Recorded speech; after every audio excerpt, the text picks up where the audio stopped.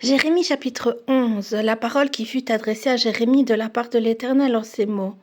Écoutez les paroles de cette alliance et parlez aux hommes du Juda et aux habitants de Jérusalem. Dis-leur, ainsi parle l'Éternel, le Dieu d'Israël, maudit soit l'homme qui n'écoute point les paroles de cette alliance que j'ai prescrite à vos pères.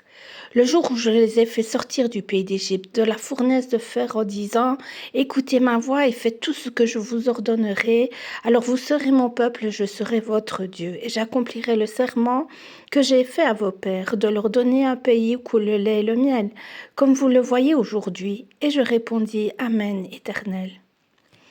L'Éternel me dit, publie toutes ces paroles dans les villes de Juda et dans les rues de Jérusalem en disant, écoutez les paroles de cette alliance et mettez-les en pratique, car j'ai averti vos pères depuis le jour où je les ai fait monter du pays d'Égypte jusqu'à ce jour. Je les ai avertis tous les matins en disant, écoutez ma voix. Mais ils n'ont pas écouté, ils n'ont pas prêté l'oreille, ils ont suivi chacun les penchants de leur mauvais cœur.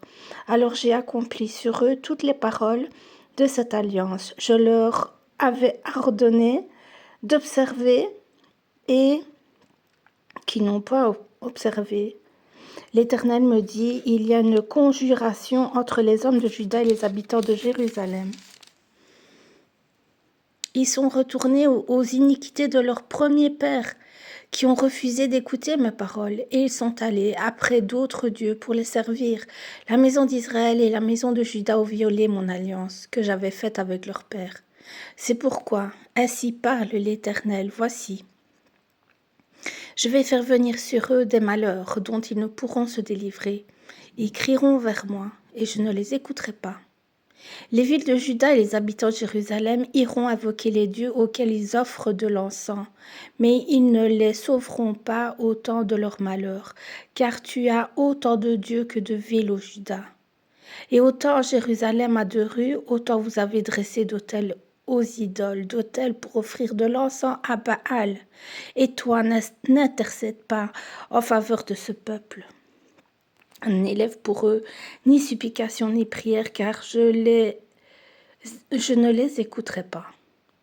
Quand ils m'invoqueront à cause de leur malheur. Que ferait mon bien-aimé dans ma maison? Il s'y commet une foule de crimes. La chair sacrée disparaîtra devant toi. Quand tu fais le mal, c'est alors que tu triomphes. Olivier verdoyant, remarquable par la beauté de son fruit.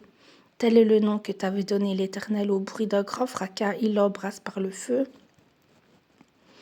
Et ses rameaux sont brisés. L'Éternel des armées qui t'a planté appelle sur toi le malheur à cause de la méchanceté de la maison d'Israël et de la maison de Juda qui ont agi pour m'irriter en offrant de l'encens à Baal. L'Éternel m'en a informé et je l'ai su. Alors tu m'as fait voir leurs œuvres. J'étais comme un agneau familier qu'on mène à la boucherie et j'ignorais les mauvais desseins qu'ils méditaient contre moi. Détruisons l'arbre avec son fruit, retranchons-le de la terre des vivants, et qu'on ne se souvienne plus de son nom. Mais l'Éternel des armées est un juste juge qui sonde les reins et les cœurs. Je verrai ta vengeance s'exercer contre eux, car c'est à toi que je confie ma cause.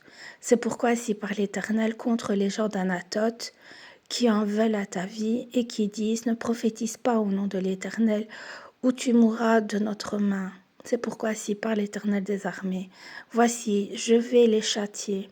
Les jeunes hommes mourront par l'épée, leurs fils et leurs filles mourront par la famine, aucun d'eux n'échappera, car je ferai venir le malheur sur les gens d'Anatoth l'année où je les châtierai.